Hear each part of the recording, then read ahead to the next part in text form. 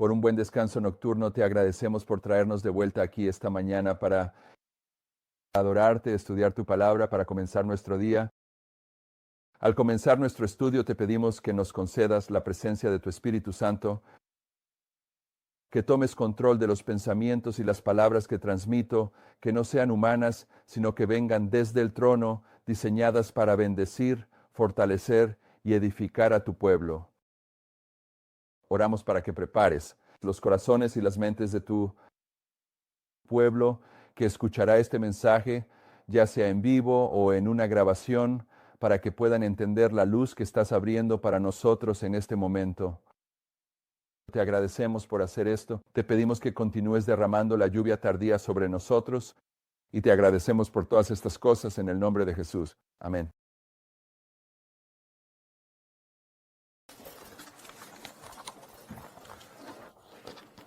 Hemos identificado que Daniel capítulo 1 es el mensaje del primer ángel, Daniel capítulo 2 el segundo, Daniel capítulo 3 el tercero, y ahora estamos sugiriendo que Daniel capítulo 4 es la dispersión de las verdades fundamentales del adventismo, que comenzó en 1863 con la introducción del gráfico de 1863 y el rechazo del 2520.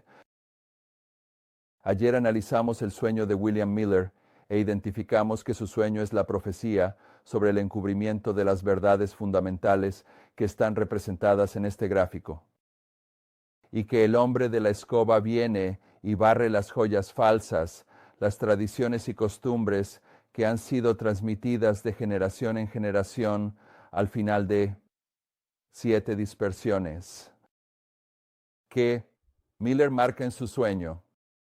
Estamos sugiriendo aquí que ese fue el segundo sueño de William Miller y que el capítulo 4 de Daniel es el segundo sueño de Nabucodonosor.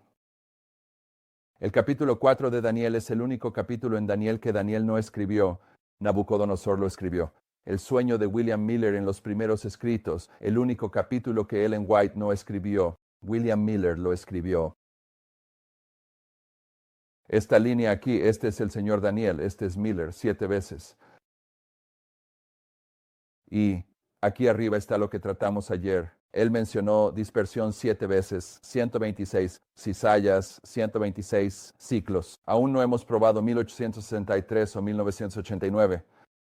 Esta historia aquí está representada por el hierro y el bronce que están envueltos alrededor del tronco del árbol. Y esta historia aquí también representa los 2520 contra el Reino del Norte, que comienza en 723 y termina en 1798 en el tiempo del fin. Trataremos con esta línea un poco cuando entremos en ella. Queremos comenzar con una cita de William Miller donde él está uniendo Daniel capítulo 4 y los 7 tiempos de Nabucodonosor con los 2520 de Levítico 26. Dice primero que el sueño de Nabucodonosor se cumplió en 7 años. Nabucodonosor, por su orgullo y arrogancia contra Dios, fue expulsado entre las bestias del campo y fue hecho para comer hierba como los bueyes, hasta que pasaron sobre él 7 tiempos, y hasta que aprendió que el Altísimo gobernaba en los reinos de los hombres y se los daba a quien él quisiera. Esto siendo un asunto de historia y como una alegoría o ejemplo para el pueblo de Dios por su orgullo y arrogancia, al negarse a ser reformados por Dios, al reclamar el poder y la voluntad de hacer estas cosas por sí mismos. Ellos también, como Nabucodonosor, deben ser llevados entre las bestias del campo, es decir, los reinos del mundo, hasta que aprendan la soberanía de Dios, y que Él otorga sus favores a quien Él quiera.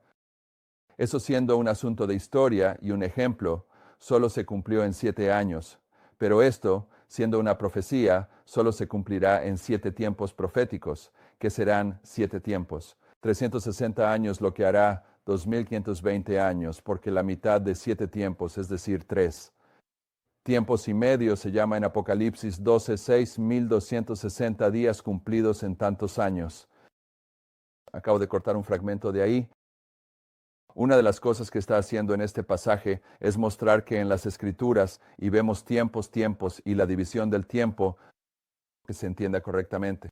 la mitad de los 7 tiempos de Levítico 26. La mayoría del adventismo no discutirá que los tiempos y medio tiempo sean los 1260 años de oscuridad papal, pero no entienden eso. Eso es simplemente el segundo. La mitad de los 7 tiempos, eso. Los primeros 1260 años fueron cumplidos por el paganismo pisoteando el santuario y el ejército. Los segundos 1260 por el papado pisoteando el santuario y el ejército. Pero lo que quiero que veas con esta cita es que en el capítulo 4 de Daniel, Miller está diciendo que el capítulo 4 de Daniel con Nabucodonosor, esta historia aquí mismo, que es una alegoría, está tipificando los 7 tiempos del antiguo Israel, y lo que estamos diciendo es, también está señalando hacia adelante a la dispersión del adventismo, las 7 dispersiones de William Miller. Así que ves 3 de ellas ahí arriba, si puedes entenderlo correctamente. Una alegoría de el diccionario de Webster del periodo de tiempo de Miller, una oración o discurso figurativo en el que el tema principal se describe mediante otro tema, que se le asemeja en sus propiedades y circunstancias. El tema principal se mantiene fuera de vista y nos queda recoger las intenciones del escritor o hablante por la semejanza del tema secundario con el tema principal. Entonces, una alegoría, cuando Miller dice que la historia de Nabucodonosor es una alegoría, la está usando para superponerla sobre los 2520 años en que el antiguo Israel fue dispersado. Y lo que estamos haciendo es usar Daniel 4 como una alegoría para superponerla sobre el sueño de William Miller. La hermana White dice en Testimonios, volumen 8, página 126, estudien el sueño de Nabucodonosor, tal como está registrado en el 4º capítulo de Daniel. El rey vio un árbol elevado plantado en la tierra. ¿Qué es un árbol? Es un reino. Así que estamos sugiriendo que así como el reino de Nabucodonosor fue cortado durante 7 años, también en estas líneas el reino del norte de Efraín o Israel fue cortado durante 2520 años y también lo fue el movimiento millerita, cortado durante 126 años, hasta que el movimiento fue reiniciado. Y en los 126 años es cuando el enfoque del adventismo está sobre la iglesia. Pero Jesús ilustra el fin desde el principio, y el adventismo comienza con un movimiento y termina con un movimiento. Y si no crees que eso es verdad, solo entra en el CD-ROM de Ellen White y ve lo que ella dice sobre el ángel poderoso de Apocalipsis 18 repetidamente. Es un movimiento, es un tema del espíritu de profecía, tanto es así que cuando ella habla sobre el poderoso movimiento de Apocalipsis 18, si miras de cerca, verás que habla de un movimiento falso que ocurre durante la misma historia, el movimiento falso que llamamos la apostasía omega.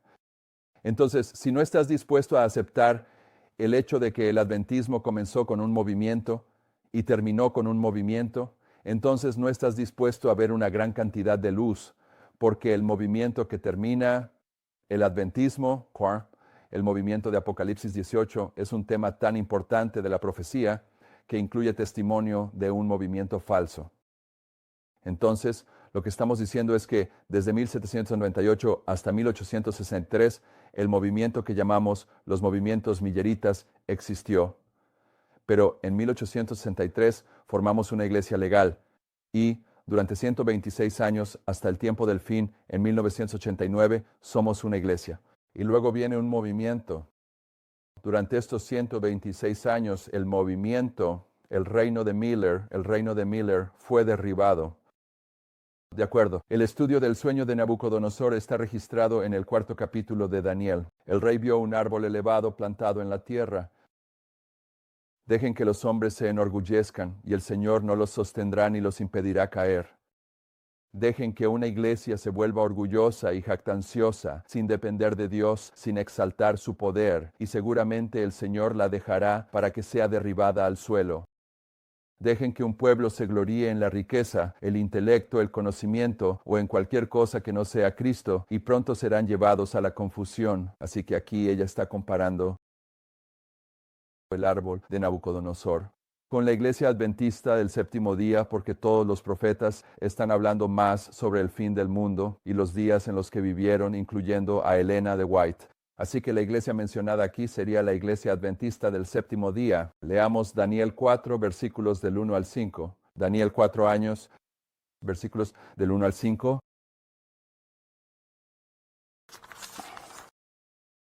Nabucodonosor, el rey.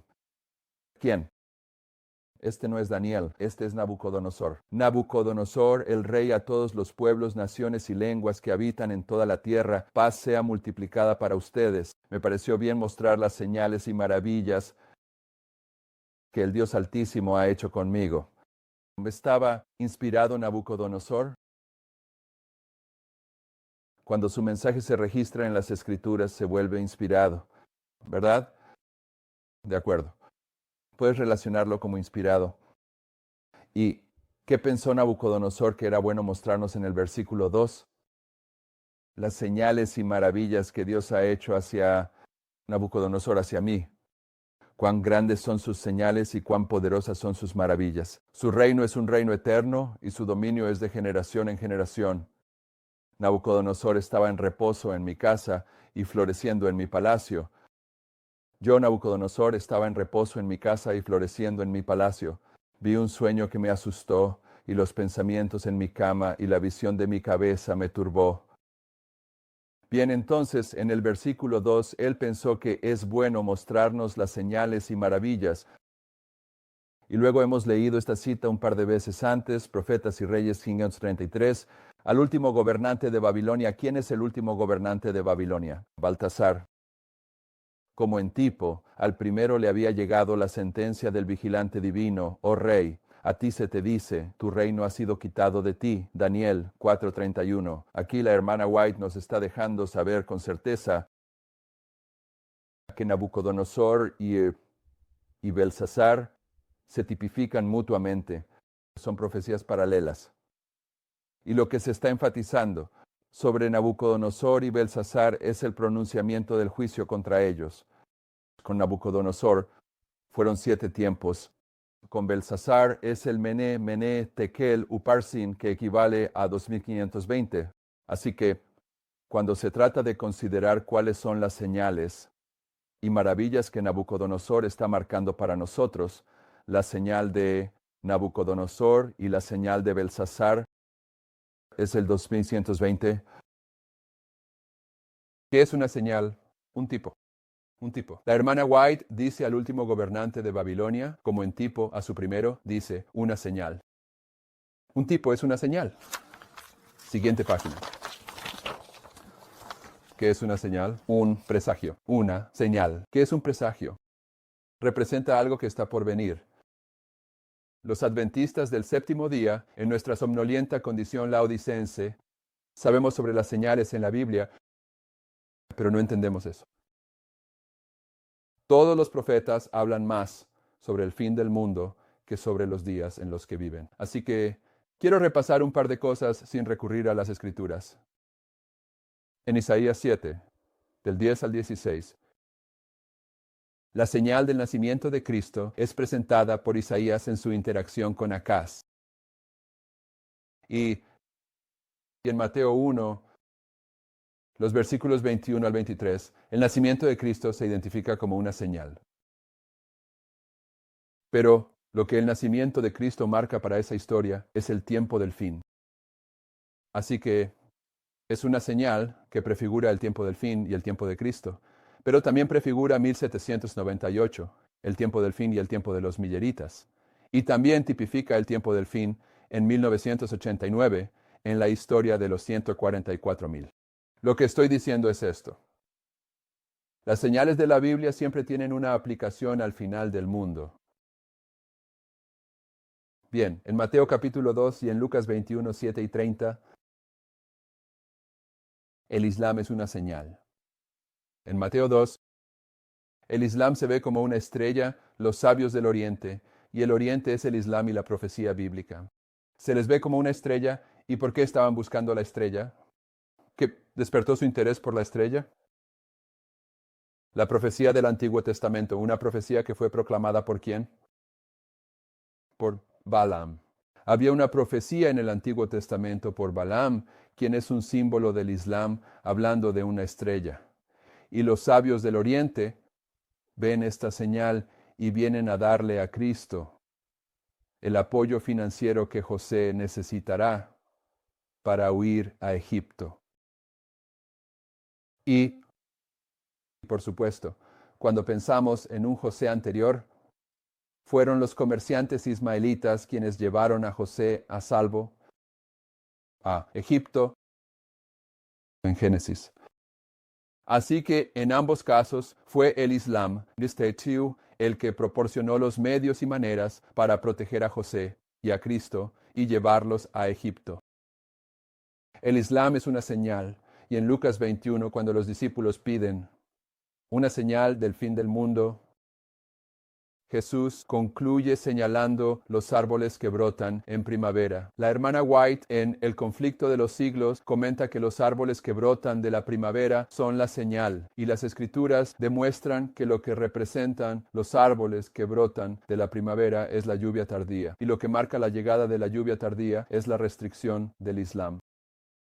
Entonces, cuando se trata de la señal del Islam en Mateo y en Lucas, tiene una aplicación específica aquí, al final del mundo. En Mateo 24:15 Jesús presenta la señal que es la abominación desoladora. El que lea, entienda. La abominación desoladora de la que habló el profeta Daniel. Esto se cumplió en el periodo de tiempo del 80, 60 al 70. Cristo, que no reconoció esa señal y dejó de hacer lo que estaba haciendo y salió de Jerusalén, se perdió. Pero la hermana White toma Mateo 24:15 y la señal de la abominación desoladora y la aplica al final del mundo en conexión con la ley dominical. Lo que estoy tratando de mostrarles es que las señales del Nuevo Testamento, las señales de toda la Biblia, tienen una aplicación al final del mundo. Y el punto es que cuando Nabucodonosor dijo que pensaba que era importante mostrarnos las señales de su castigo por 7 tiempos, y fue tipificado por Belsasar, con su señal de los 2520, entonces los 2520 están claramente marcados como una señal aquí al final del mundo. Y por supuesto, en presentaciones anteriores, ya hemos mostrado esto desde diferentes direcciones, pero queremos marcarlo de nuevo. Los pastores en la colina representan a aquellas personas que están estudiando la profecía y entienden el aumento del conocimiento. En el tiempo del fin, en el nacimiento de Cristo, cuando el libro de Daniel es desellado, como lo fue cuando Cristo nació, y representan las estrellas que brillan por los siglos de los siglos en Daniel 12, que entienden el aumento del conocimiento. Los pastores están prefigurando la historia milerita de 1798, cuando el libro de Daniel fue desellado. Y hubo un aumento del conocimiento, y muchos correrían de aquí para allá en la palabra de Dios, entendiendo el mensaje de prueba para ese tiempo. Pero más importante, esos pastores y el signo que representan está señalando hacia nuestro día y época. En 1989, cuando el libro de Daniel sería una vez más desellado. Y esta vez, a diferencia de la historia milerita que anunció la apertura del juicio, cuando el libro de Daniel fue desellado en 1989, estaba identificando las vestiduras del juicio. En Lucas 2:34, Simeón, en la dedicación del niño Jesús, identifica que Jesús es un signo que va a ser rechazado. Va a causar que algunos se mantengan firmes, otros caigan. Y esta es una de las verdades sobre los signos en la Biblia, es que la actitud del pueblo de Dios hacia un signo determina si se mantienen firmes o caen. Así que el pronunciamiento de Simeón sobre el signo de Cristo es un pronunciamiento sobre cómo los adventistas del séptimo día se relacionan con los signos proféticos que confrontan a su generación.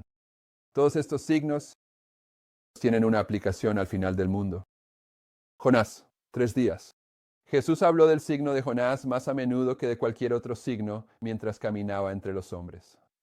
Y ya hemos mostrado en esta serie de adoración que los 3 días representa no solo la crucifixión y resurrección de Cristo, sino que representan la resurrección de un templo desde 1798 hasta 1844 en 46 años. representa al Señor levantando un remanente con el que entrará en pacto. Ese es el signo de Jonás. Y si tomas tu CD-ROM de Ellen White, encontrarás que ella dice: la decepción de Jonás cuando la calabaza fue destruida se asemeja a la decepción de los milleritas el 23 de octubre de 1844, y por lo tanto Jonás está definitivamente conectado con la historia de los milleritas, y la historia de los milleritas se repite al pie de la letra al final del mundo. Así que Jonás tiene una aplicación al final del mundo, y Jesús marcó a Jonás como un signo. Todos los signos tienen una aplicación al final del mundo. Y luego, en Jonás capítulo 6, y en conjunto con Apocalipsis 10, versículos 8 al 10, en Jonás capítulo 6, Jesús les dijo a los discípulos de su época que debían comer su carne y beber su sangre. Y en Apocalipsis 10 se le dijo a Jonás que tomara el librito y lo comiera. Y hoy el pueblo de Dios necesita comer la luz que ha sido derramada desde el cielo desde el 11 de septiembre de 2001, o estarán rechazando el signo del maná, el pan del cielo. Así que lo que estoy diciendo es que, basándome en varios testigos, un signo en las Escrituras tiene una aplicación para el fin del mundo. Y una de las cosas que Nabucodonosor nos dijo sobre su sueño es que era un signo. El 2520, las 7 veces, la dispersión es un signo. Y lo rechazas bajo tu propio riesgo. Bien, ve a Isaías 7 del 4 al 7. Cambiemos un poco de tema aquí.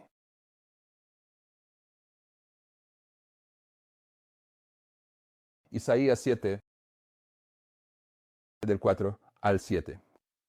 Y lo que vamos a ver aquí es la profecía de 65 años de Isaías 7. Isaías 7 tiene lugar en el año 742 a.C. Da una profecía de tiempo de 65 años y dice que el reino del norte, dentro de estos 65 años, sería llevado al cautiverio y, efectivamente, en 723. Los reinos del norte fueron llevados al cautiverio 19 años en esta historia y luego 46 años. Después, los reinos del sur fueron llevados al cautiverio. Y esto es una estructura quiasmática. Al final de este periodo de tiempo tienes: el primer 2520 terminó en 1798, 46 años después. El segundo 2520 termina en 1844 y luego, 19 años después, te lleva a 1863. ¿Cuándo? Hacemos muchas cosas en el adventismo. Introducimos el gráfico falsificado de 1863. Rechazamos el 2120 oficialmente en la Review and Herald. Nos encontramos en medio de una guerra civil, tal como Acaz estaba, en medio de una guerra civil aquí. Comenzamos una iglesia legalmente, para poder tener el derecho legal de mantener a las personas fuera del reclutamiento. Pero de todos modos, Isaías 7, versículos 4 al 7. El reino del norte de Israel y Siria han formado una alianza. Están viniendo contra el reino del sur de Judá. Y Raus, el reino del sur de Judá, está muy asustado. En el versículo 2, hablando de Acaz, el rey del reino del sur de Judá, dice: su corazón y el corazón de su pueblo se movieron como los árboles en el viento. Tomen nota de eso, porque justo aquí, Acaz está bajo una presión severa. Y vamos a encontrar eso. Acaz representa a James White, quien en 1863 estaba bajo una presión lo suficientemente severa, que la hermana White habló sobre cómo su salud mental se vio afectada por la presión severa. Y luego vamos a ver varias otras representaciones simbólicas de esta historia, donde cuando el primer rey es probado, siempre está bajo una presión severa. El primer rey es un ejemplo, aunque Aarón no era un rey. Aarón es el primer rey proféticamente. Y cuando fue probado porque el pueblo vino a su tienda y le dijo: o nos construyes un becerro de oro o te matamos. Esto prefigura la situación de Acaz, la situación de James White. La situación del primer rey es Roboam. Acaba de tener un reino nuevo y teme que sus ciudadanos vayan a Judá a adorar. Entonces, bajo esa presión de grupo, decide establecer 2 sitios de adoración falsos en el reino del norte. Vamos a ver eso más adelante. Primer rey bajo presión, Roboam. Roboam está tratando de averiguar cómo mantener unidas a las 12 tribus. Bajo presión, Roboam pidió consejo a los antiguos caminos y a los nuevos chicos del barrio. Rechaza los antiguos caminos al anciano y se alinea con los nuevos chicos del barrio. Entonces, cuando ves a los primeros reyes en las Escrituras, invariablemente están conectados, pero siempre están bajo presión. El primer rey fue el rey Samuel. Y Samuel le dijo, espera hasta que yo venga y voy a hacer una ofrenda. Y él estaba impaciente porque los filisteos lo rodeaban y su gente, dice, se estaba dispersando de él. ¿Y cuánto tiempo se dispersaron de él? 7 días. Y se suponía que Samuel vendría y él se impacientó. Entonces, en lugar de esperar a Samuel, ¿qué hizo? Combinó la iglesia y el Estado. Él mismo hizo la ofrenda y ahí fue donde perdió su reino. ¿Por qué lo hizo? Porque estaba bajo presión. El rey Samuel estaba bajo presión. Aarón estaba bajo presión. Roboam estaba bajo presión. Roboam estaba bajo presión. Acaz estaba bajo presión. Y James White estaba bajo presión. Y todos estos son símbolos paralelos que veremos a medida que avancemos. Entonces en el versículo 4 de Isaías 7 dice, y dile, ten cuidado y mantente tranquilo.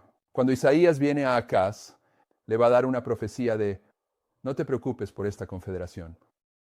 Ten cuidado y mantente tranquilo, no temas ni te desanimes.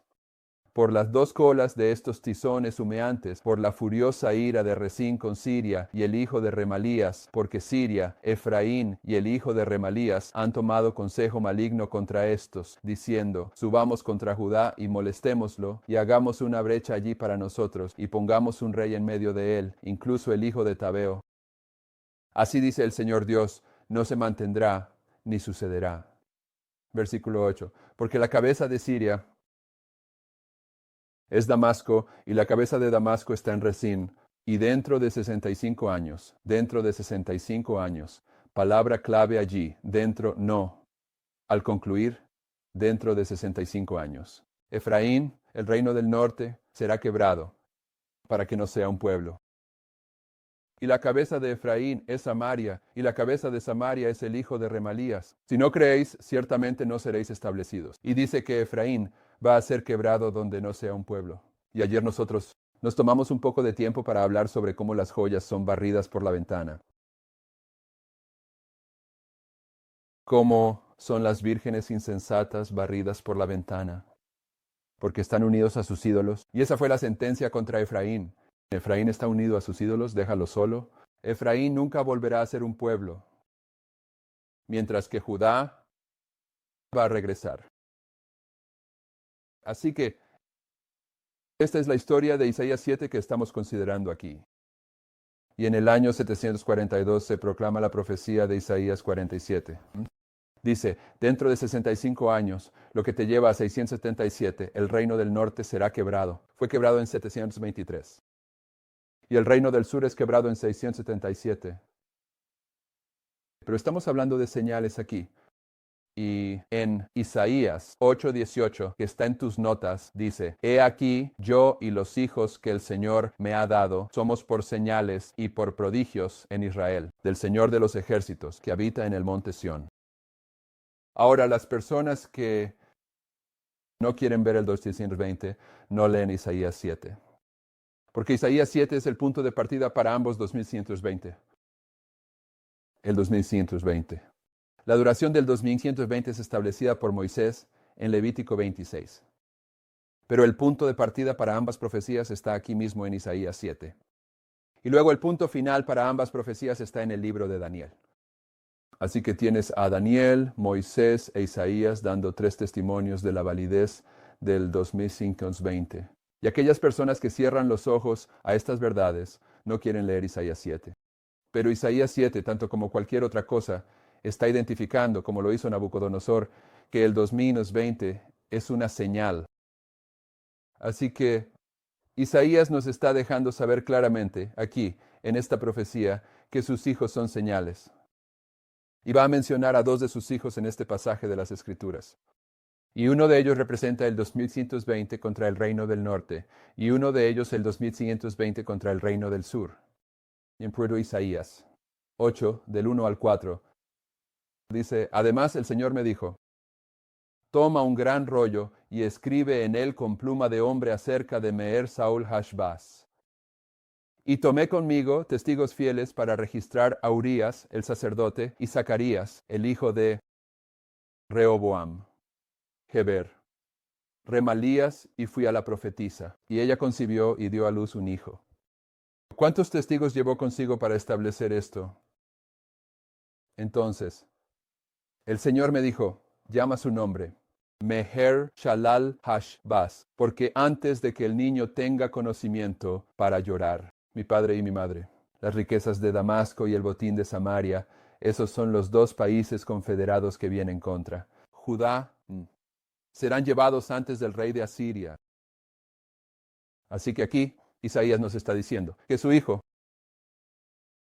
es una señal y que su superficialidad, Hashbaz, significa apresurarse, botín rápido para la presa. Está hablando del reino del norte siendo conquistado. Bien, esto está enfatizando el comienzo de la dispersión.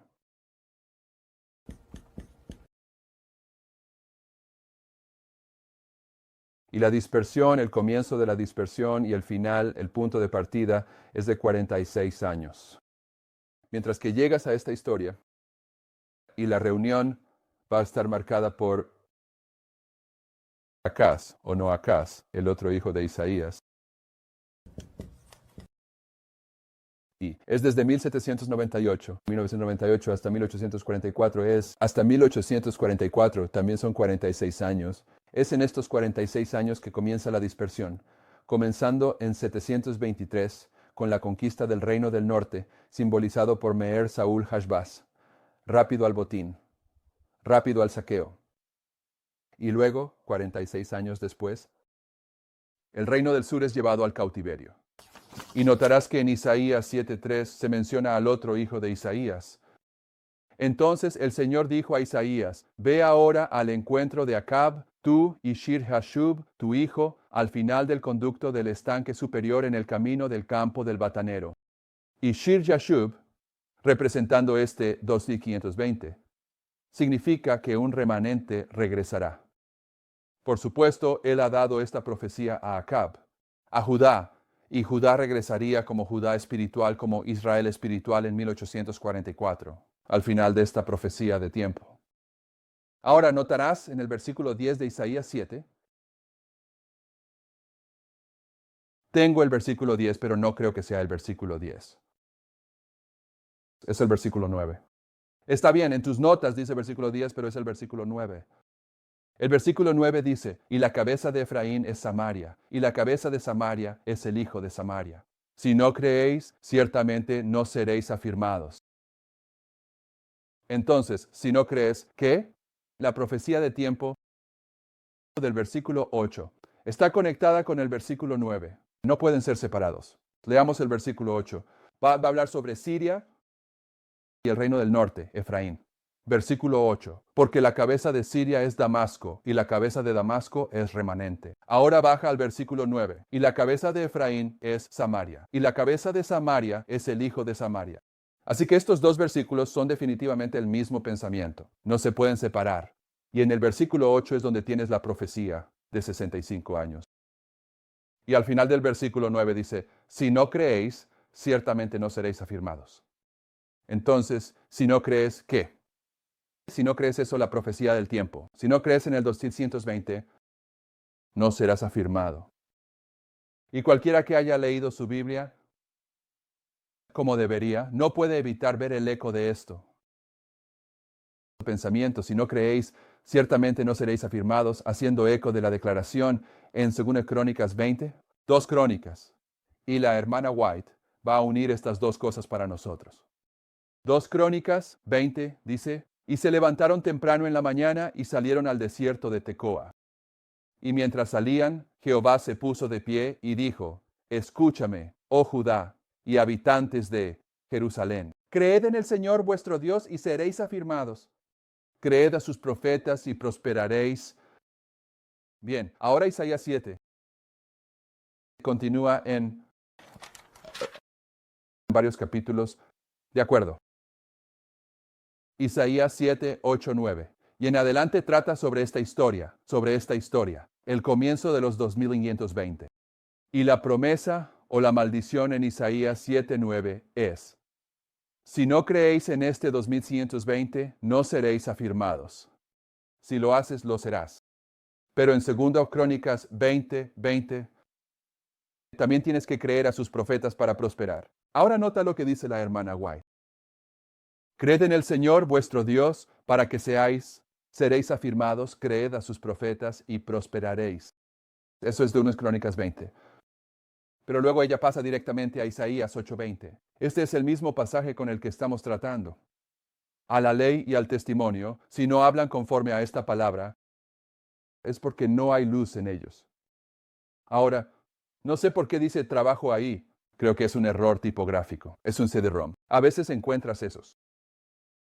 Pero ella acaba de unir estos dos pasajes. 2 Crónicas 20 y este pasaje en Isaías juntos. No puedes separar Isaías 8 de Isaías 7 a menos que seas un teólogo, practicando con las historias bíblicas y los idiomas bíblicos.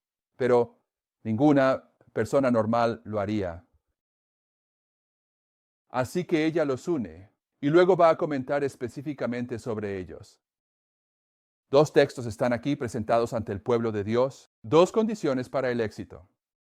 La ley hablada por Jehová mismo y el espíritu de profecía son las dos fuentes de sabiduría para guiar a su pueblo en cada experiencia. Esta es tu sabiduría y tu entendimiento a la vista de las naciones que dirán: ciertamente esta gran nación es un pueblo sabio y entendido. La ley de Dios y el espíritu de profecía van de la mano para guiar y aconsejar a la iglesia. Y siempre que la iglesia ha reconocido esto obedeciendo su ley, el espíritu de profecía ha sido enviado para guiarla en el camino de la verdad. Apocalipsis 12, 17. Y el dragón se enfureció contra la mujer y se fue a hacer guerra contra el resto de su descendencia, los que guardan los mandamientos de Dios y tienen el testimonio de Jesucristo. Esta profecía señala claramente que la iglesia remanente reconocerá a Dios en su ley y tendrá el don profético. La obediencia a la ley de Dios y el espíritu de profecía siempre han distinguido al verdadero pueblo de Dios, y la prueba generalmente se da en las manifestaciones presentes. Ella va a explicar lo que eso significa. La prueba generalmente se da en las manifestaciones presentes. El adventismo está siendo puesto a prueba, no en cómo ellos rinden homenaje de palabra a Isaías, o a Moisés, o a Juan, o a Pedro. El adventismo está siendo puesto a prueba en cómo rinden homenaje de palabra a Ellen White. Eso es lo que ella está diciendo. Ella va a explicar esto. En los días iris de Jeremías, la gente no tenía dudas sobre el mensaje de Moisés, Elías o Eliseo. Pero sí cuestionaron y dejaron de lado el mensaje enviado por Dios a Jeremías hasta que su fuerza y poder se desperdiciaron y no hubo remedio para que Dios los llevara al cautiverio. De igual manera, en los días de Cristo, la gente había aprendido que el mensaje de Jeremías era verdadero, y se convencieron a sí mismos de que si hubieran vivido en los días de sus padres, habrían aceptado su mensaje. Pero al mismo tiempo estaban rechazando el mensaje de Cristo, de quien todos los profetas habían escrito. Cuando el mensaje del tercer ángel surgió en el mundo, que es revelar la ley de Dios a la iglesia en su plenitud y poder, el don profético también fue inmediatamente restaurado. Este don ha actuado como una parte muy prominente en el desarrollo y avance de este mensaje. Justo aquí, si crees en el espíritu de profecía, esto te dice, sin discutir con los hombres al respecto, esto te dice que la iglesia está en apostasía. Ella dice que siempre que la iglesia estaba guardando la ley de Dios, el espíritu de profecía se manifestaba inmediatamente. ¿Está el espíritu de profecía activo en la iglesia hoy? Bueno, entonces la iglesia no está guardando la ley de Dios y, por lo tanto, la iglesia está en apostasía. Escuchas a estas personas discutiendo sobre, ¿está la iglesia en apostasía o hay apostasía en la iglesia? Bueno, hermano, es ambas cosas. Hay apostasía en la iglesia y la iglesia está en apostasía. Si no fuera así, el espíritu de profecía se manifestaría. Continuando, a medida que han surgido diferencias de opinión en referencia a la interpretación de las Escrituras y métodos de trabajo, calculadas para desestabilizar la fe de los creyentes en el mensaje y llevar a la desunión en el trabajo, el espíritu de profecía siempre ha arrojado luz sobre la situación. ¿En serio? No sé cuántas veces he tenido líderes que me dicen, profetas, sola escritura, la Biblia, solo la Biblia. Eso no es lo que ella está diciendo. Ella está diciendo que en crisis, en diferentes situaciones, es el espíritu de profecía el que arroja la luz necesaria para ese momento. Siempre ha traído unión de pensamiento y armonía de acción al cuerpo de creyentes. En cada crisis que ha surgido en el desarrollo del mensaje y el crecimiento de la obra, aquellos que se han mantenido firmes por la ley de Dios y la luz del espíritu de profecía han triunfado y la obra ha prosperado en sus manos. Bien, hermanos y hermanas, mantengámoslo simple. La hermana White dice, este cuadro fue dirigido por la mano del Señor y no debe ser alterado excepto por inspiración. Y fue alterado por inspiración cuando produjeron este cuadro. Y ella dijo, Dios estuvo en la publicación de este cuadro y ambos cuadros presentan el 2120. Si crees, serás establecido. Si crees en sus profetas, prosperarás. Bien, de vuelta a el sueño de Nabucodonosor. Cuando Nabucodonosor, en el capítulo 4, cuando su árbol es cortado, ese árbol lo que hace es dar fruto a todo su reino. Les da comida para comer, pero en el sueño de William Miller, cuando este árbol es cortado, ya no estás comiendo la comida que estaba en ese árbol, ya no estás comiendo el fruto de este árbol. Comienzas a comer el fruto de algún árbol corrupto. ¿De acuerdo? Daniel 4, 13 y 14 está en tus notas. Dice, vi en visiones de mi cabeza sobre mi cama, y he aquí, un vigilante y un santo descendieron del cielo. Él clamó en voz alta y dijo así, derriben el árbol y corten las ramas, sacudan sus hojas y esparzan el fruto. La comida. Las joyas preciosas del sueño de Miller, la comida del reino de Nabucodonosor fue esparcida. Dejen que las bestias se alejen de debajo de él y las aves de sus ramas. Ahora, ya hemos visto esto antes, pero recordémonos de ello. Esta palabra fruto que fue esparcido, este fruto que fue esparcido, proviene de una raíz no utilizada, que significa tierno, verde, es decir, una espiga joven de grano. De ahí el nombre del mes Abib, o Nisan, Abib, espiga, espigas verdes, de maíz. Este fruto está asociado con el mes de Abib. Y en Éxodo 13:4 dice, este día salisteis en el mes de Abib. Salieron de Egipto en el mes de Abib. Este es el fruto que está asociado con los cimientos de la antigua Israel. Éxodo 23:15 dice, guardarás la fiesta de los panes sin levadura. Comerás pan sin levadura durante 7 días, como te mandé en el tiempo señalado del mes de Abib. Porque en él saliste de Egipto, y nadie se presentará ante mí con las manos vacías. Este fruto, que es cortado del árbol de Nabucodonosor, es el fruto que representa el fruto fundamental, el alimento inicial, el fruto al principio.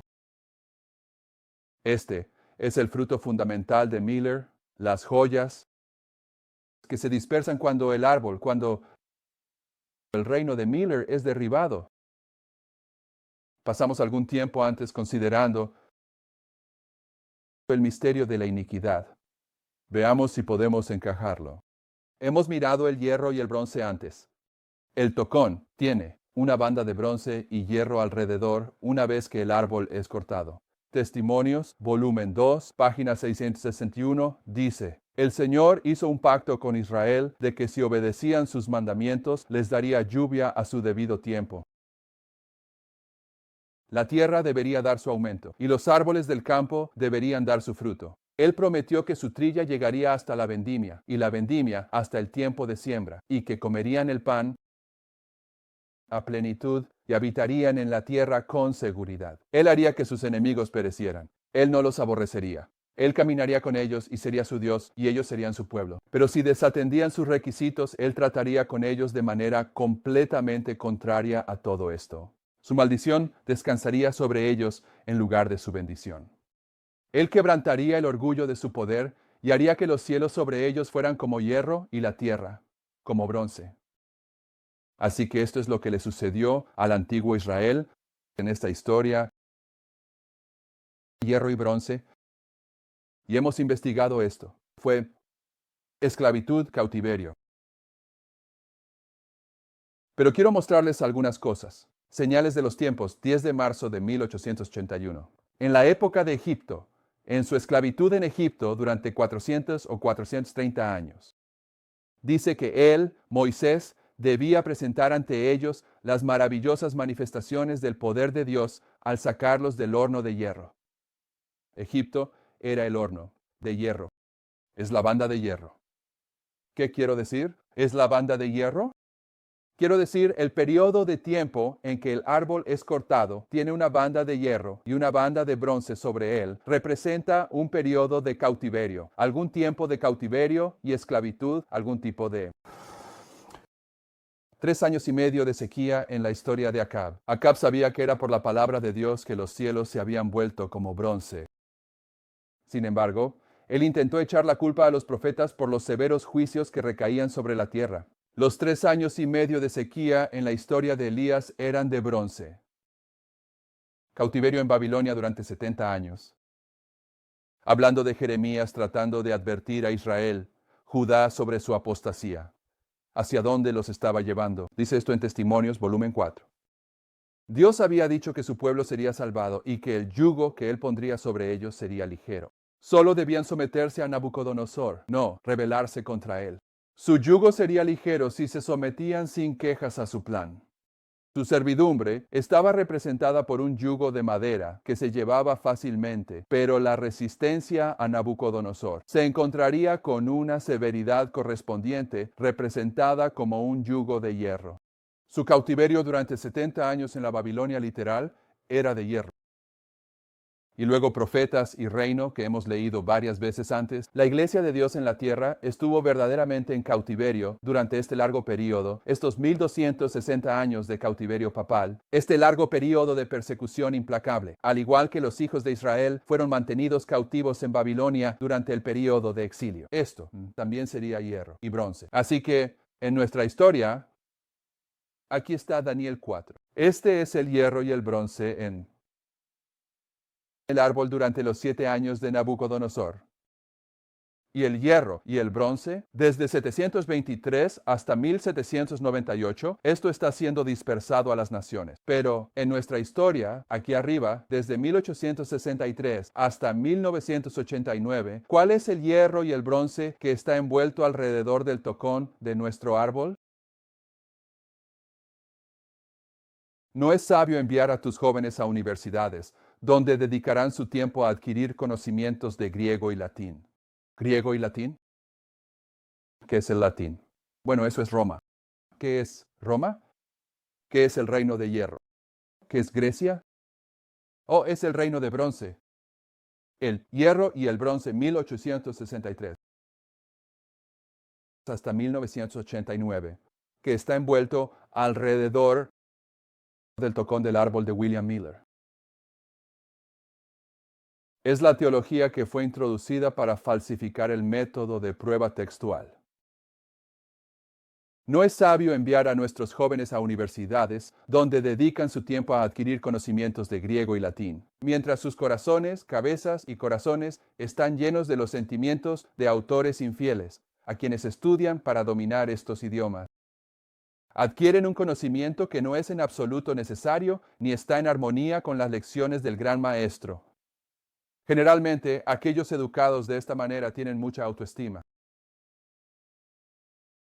Puedo recordar ahora mismo, y probablemente me esté perdiendo algunos, a 3 personas con las que trabajé para no ir a Andrews. Estaban siguiendo este mensaje, pero fueron de todos modos. Tenían su propia razón para ir. Y ninguno de ellos sigue el mensaje ya. ¿Quién sabe por qué? Generalmente, aquellos educados de esta manera tienen mucha autoestima. Piensan que han alcanzado un nivel de educación superior y se comportan con orgullo como si ya no fueran aprendices. Están echados a perder para el servicio de Dios. El tiempo, los medios y el estudio que pudieron haber gastado en obtener una educación comparativamente inútil deberían haberse utilizado en obtener una educación que los hiciera hombres y mujeres completos, aptos para la vida práctica. Tal educación sería de altísimo valor para ellos. ¿Y esta falsa educación cómo se representa? Griego y latín. ¿Qué son el griego y el latín? Hierro y bronce. ¿Qué llevan consigo los estudiantes cuando salen de nuestras escuelas? ¿A dónde van? ¿Qué van a hacer? ¿Tienen el conocimiento que les permitirá enseñar a otros? ¿Han sido educados para ser padres y madres sabios? ¿Pueden estar al frente de la familia como instructores sabios? En su vida hogareña, ¿pueden instruir a sus hijos de tal manera que su familia sea una que Dios pueda contemplar con agrado, porque es un símbolo de la familia en el cielo? ¿Han recibido la única educación que realmente puede llamarse educación superior? ¿Qué es la educación superior? Ninguna educación puede llamarse educación superior a menos que lleve la semejanza del cielo, a menos que conduzca a los jóvenes a ser semejantes a Cristo y los prepare para estar al frente de sus familias en el lugar de Dios. Si durante su vida escolar un joven no ha logrado adquirir conocimiento de griego y latín y de los sentimientos contenidos en las obras de autores infieles, no ha sufrido mucha pérdida. Si Jesucristo considerara este tipo de educación esencial, ¿no se la habría dado a sus discípulos, a quienes estaba educando para hacer? ¿La obra más grande jamás encomendada a los mortales para representarlo en el mundo? Pero en su lugar, puso la verdad sagrada en sus manos para ser entregada al mundo en su simplicidad. Hay momentos en que se necesitan eruditos en griego y latín. Algunos deben estudiar estos idiomas. Esto está bien. Pero no todos y no muchos deberían estudiarlos.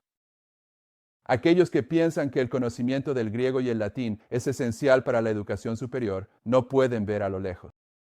Tampoco es necesario el conocimiento de los misterios de lo que los hombres del mundo llaman ciencia para entrar en el reino de Dios. Es Satanás quien llena la mente con sofismas y tradiciones.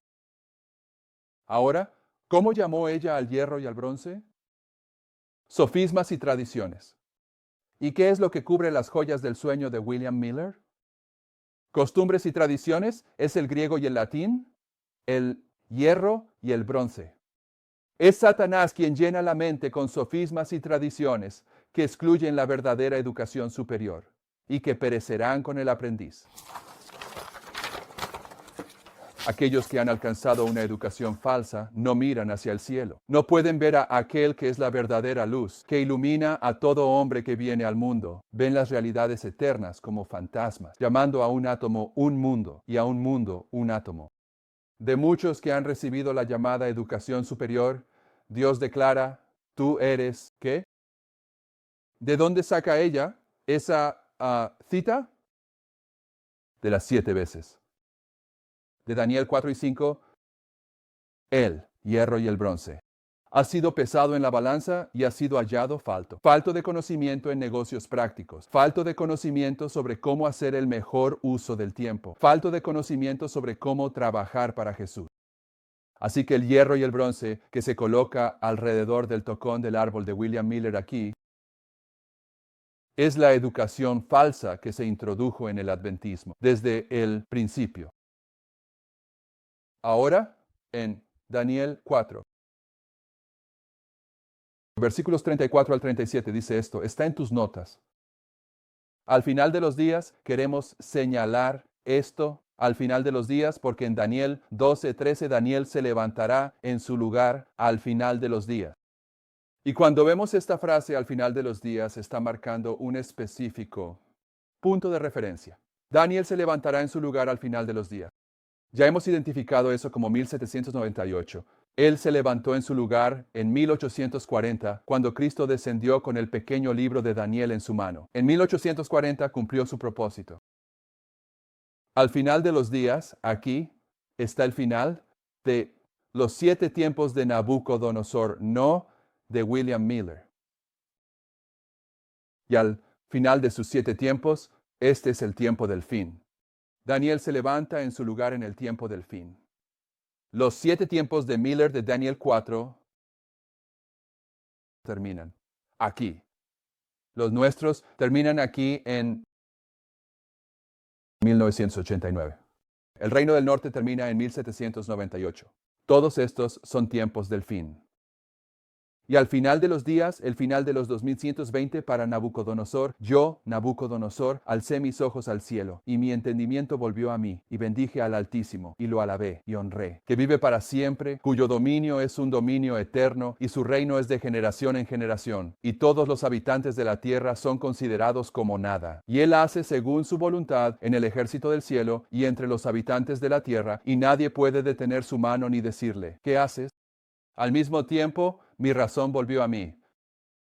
Daniel de pie allí en el tiempo del fin, en 1798 y 1989, al final de los 7 tiempos de Nabucodonosor. Es el tiempo del fin. ¿Qué sucede? Hay un aumento de conocimiento. Nabucodonosor, representando a aquellos que tienen un aumento de conocimiento. Al mismo tiempo, ¿qué tiempo? El fin de los días, el tiempo del fin, mi razón volvió a mí. Y para la gloria de mi reino, mi honor y esplendor volvieron a mí. Mi esplendor volvió a mí. Esas personas que Él representa ahora van a brillar como estrellas por los siglos de los siglos. Y mis consejeros y mi Señor me buscaron. ¿Quién es su consejero principal? Daniel allí, esperándolo. Daniel se mantiene en su lugar al final de los días. 1798, el libro de Daniel está en su lugar. 1989, con el colapso de la Unión Soviética, cumplimiento de Daniel 11, verso 40. Daniel está en su lugar al final de los días. Y mis consejeros y mi Señor me buscaron, y fui establecido en mi reino.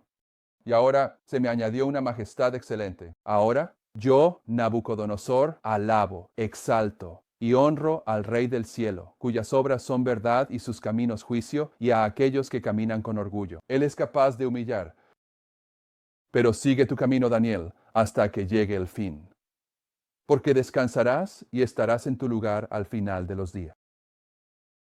Profetas y reyes, honrados por los hombres con responsabilidades de estados y con los secretos de los reinos. Con un dominio universal, Daniel fue honrado por Dios como su embajador, y se le dieron muchas revelaciones de los misterios de las edades por venir. Sus maravillosas profecías, tal como las registró en los capítulos 7 al 12 del libro que lleva su nombre, no fueron completamente entendidas ni siquiera por el propio profeta, pero antes de que sus labores de vida terminaran, se le dio la bendita seguridad, que, al final de los días, en el período de cierre de la historia de esta tierra, se le permitiría nuevamente estar en su lugar y posición. Daniel estaba en su lugar y posición al final de los 2520 días de Nabucodonosor. Y sabemos por estudios previos que él estaba en su lugar y posición en 1798. Pero aquí ella nos está diciendo que él va a estar en su lugar en el período de cierre de la historia de la tierra. Eso es justo aquí. Tiene que haber un tiempo del fin aquí abajo, porque aquí estos son 2 finales de los días. Está establecido, cuando Daniel esté en su lugar, en el periodo de cierre de la historia de la tierra, tendrá que hacerlo en el tiempo del fin. Lo hará basándose en estos 2 testigos, Levítico 26 y Daniel 4. Lo hará al final de los 2520. Y los 2520 que marcan el fin de los días en el periodo de cierre de la historia de esta tierra. Son las 7 dispersiones de Miller desde 1863 hasta 1989.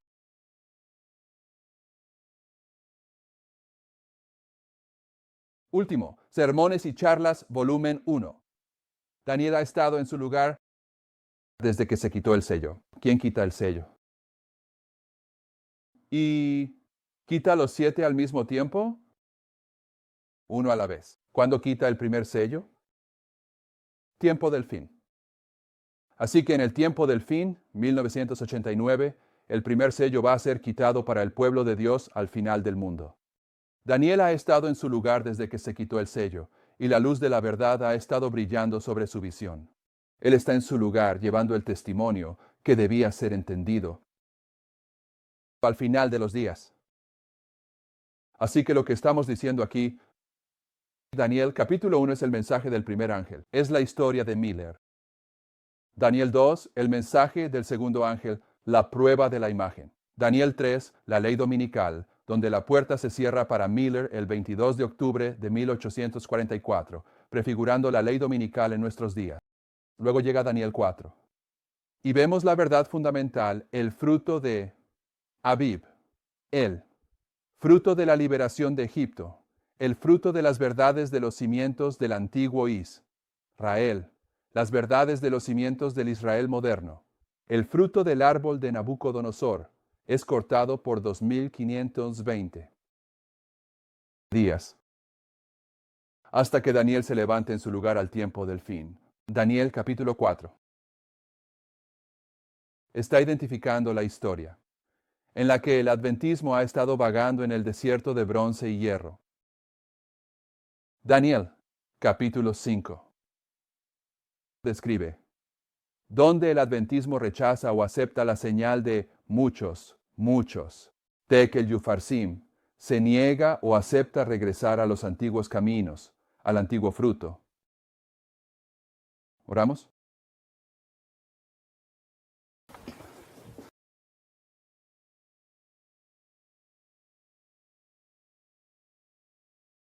Padre Celestial, estamos agradecidos de que hayas levantado los árboles de William Miller, el árbol aquí al final del mundo, y que el fruto esté una vez más disponible a través de la mediación de la línea de la tribu de Judá. Pedimos que seamos fieles, como nuestro mandato, como se nos ha ordenado ser, bereanos, dividiendo correctamente la palabra de verdad, estudiando diariamente. Si estas cosas son así, que podamos llegar a entender, recibir e internalizar el fruto, las joyas preciosas que estás abriendo a nuestro entendimiento para que podamos beneficiarnos individualmente desarrollando el carácter representado por Nabucodonosor mientras él salió de ese periodo de 25-20 y fue completamente un hombre convertido. Pero más que eso, también queremos estar preparados con un mensaje para compartir con aquellos con quienes nos encontramos. Así que pedimos que bendigas nuestros esfuerzos para recoger este fruto y hacerlo nuestro. Ponemos ante ti este día de servicio que cada uno de nosotros tiene. Pedimos que bendigas lo que estamos haciendo por ti hoy, para que podamos hacerlo para tu honor y gloria, y que podamos hacerlo de manera segura. Pedimos una bendición continua sobre el trabajo de la transmisión en vivo y los DVD. Y te agradecemos por todas estas cosas en el nombre de Jesús. Amén.